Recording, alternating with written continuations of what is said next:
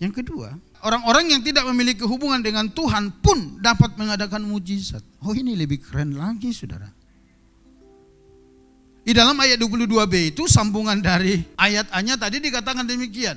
Dan mengusir setan demi namamu, dan mengadakan banyak mujizat demi namamu juga.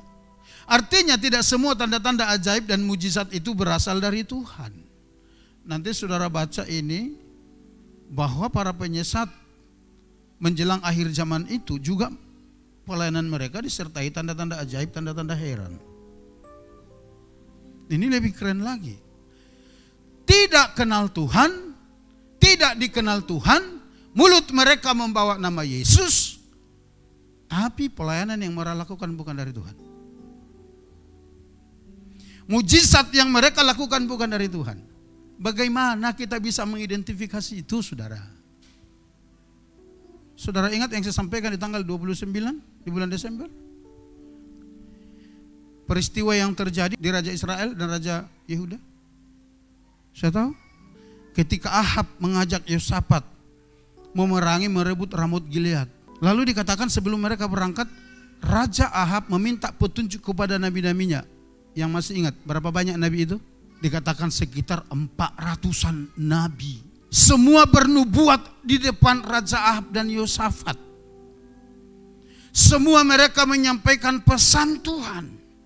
Semua mereka merekomendasikan Ahab untuk pergi berperang dan berkata, Tuhan akan menyerahkan Ramot Gilead ke dalam tanganmu dan engkau akan pulang dengan kemenangan, engkau akan pulang dengan sorak-sorai. 400-an nabi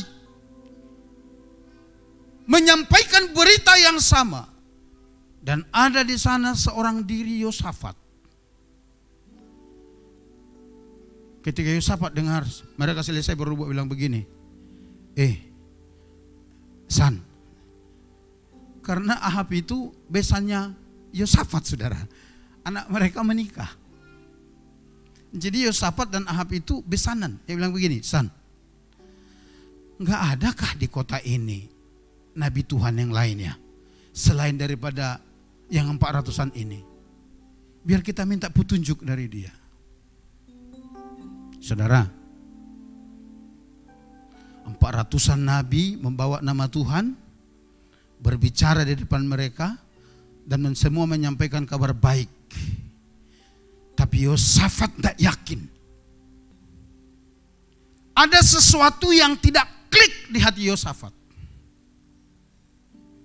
Sehingga dia menaruh curiga, dia katakan, enggak adakah yang bisa kita tanya lagi? Tinggal inikah nabi di sini? Apa kata Ahab? Masih ada sih, tapi nabi itu kurang ajar. Karena dia enggak pernah berbicara yang baik tentang aku. Selalu saja bertentangan dengan apa yang saya inginkan. Yosafat bilang begini, Tuanku Raja, jangan berkata begitu. Kita harus benar-benar minta petunjuk dari Tuhan. Akhirnya dipanggillah Nabi Mika.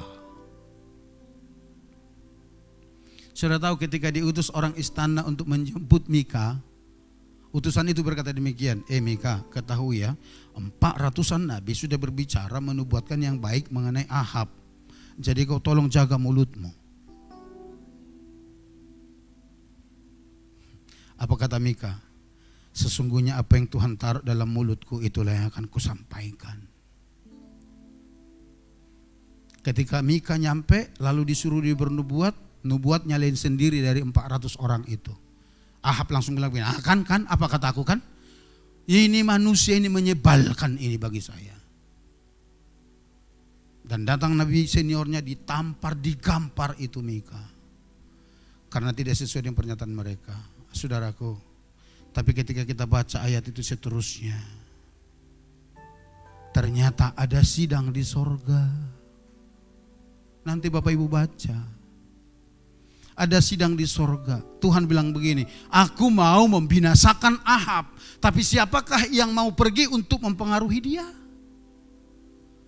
Dikatakan para bala tentara sorga mengusulkan ini dan itu, tapi ada satu roh muncul dikatakan begini, saya yang akan pergi mempengaruhi. Bapak di surga bilang begini, piye carane? Roh itu bilang begini, aku yang akan turun sebagai roh dusta dan masuk di mulut para nabi itu. Tuhan katakan, pergi lakukan dan engkau akan berhasil.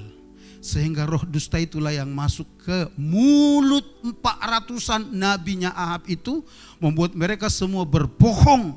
Mereka berkata, oh enggak apa-apa, pergi, pasti Tuhan menyertaimu. Tapi dengar, itu bohong. Karena apa? Roh dusta yang Tuhan izinkan masuk di mulut mereka. Pertama Yosafat yang hanya seorang diri di antara 400-an orang. Karena dia orang peka terhadap Tuhan. Baca nanti ya, Raja Yosafat itu takut Tuhan. Dia orang yang dekat dengan Tuhan. Sehingga ada kepekaan di dalam rohnya. Ketika dia mendengar semua berita baik itu, ada yang tidak klik di rohnya. Sehingga dia berkata, no. Kita harus cari kebenaran. Bukan ini. Saudara, orang yang tidak mengenal Tuhan pun bisa bernubuat dan membawa nama Tuhan. Orang yang tidak mengenal Tuhan pun, orang yang tidak memiliki hubungan intim pun bisa berkata-kata tentang Tuhan, bisa berkata-kata tentang keajaiban Tuhan. Tetapi kita harus waspada, kata Yesus. Karena di Matius pasal 24 ayat 5 itu dikatakan, hati-hati kamu, waspada kamu menjelang akhir zaman, akan banyak orang datang dengan membawa namaku. Jadi orang-orang yang datang ini, mereka tidak datang atas nama Beelzebul, mereka tidak datang atas nama Antikris, mereka tidak datang atas nama setan, mereka tidak datang atas nama Dajjal, tapi mereka datang dengan membawa nama Yesus. Saudara paham? Saudara bisa bayangkan betapa terintimidasinya Yosafat sama Mika pada saat itu, cuma berdua mereka yang berkata bahwa pesan yang disampaikan 400-an orang nabi itu bukan dari Tuhan. Tapi mereka tetap tegak dan berkata, itu bukan dari Tuhan, kita cari kebenaran. Karena apa? Mereka memiliki kepekaan roh. Kalau tanggal 29 saya tanya demikian, saya nggak tahu Bapak Ibu yang tidak hadir pada saat itu apa sependapat dengan mereka. Saya tanya begini, apakah kira-kira hal seperti itu masih mungkin bisa terjadi saat ini? Apakah kenyataan seperti itu masih bisa terjadi saat ini? Halo, masih bisa? Kalau masih bisa, waspada non.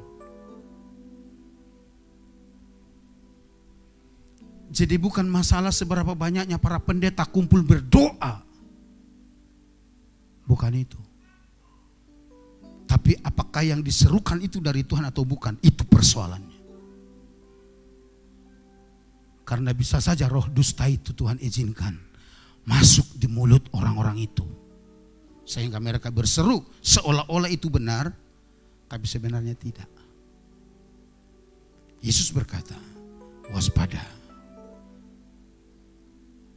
Kalau saat itu mereka hanya menyampaikan pesan Tuhan. Ini Yesus berkata, mereka membuat mujizat, mereka mengusir setan. Bagaimana kalau saudara hidup di tengah-tengah orang seperti itu, kelihatan mujizat nyata, setan diusir pergi. Apakah ada sesuatu di hatimu yang tidak klik ketika itu bukan dari Tuhan?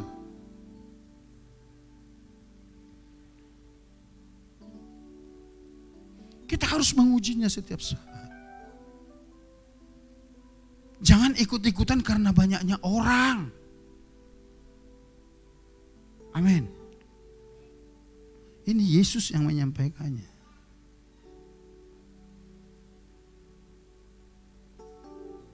Nanti baca lagi ya, 1 Raja-Raja pasal 22. 400-an nabi berhadapan dengan 2 orang. 1 Raja Yosafat, 1 Nabi Mika. Tapi pernyataan siapa yang benar? Yosafat dan Mika. Karena mereka memiliki kepekaan, kewaspadaan yang dari Tuhan.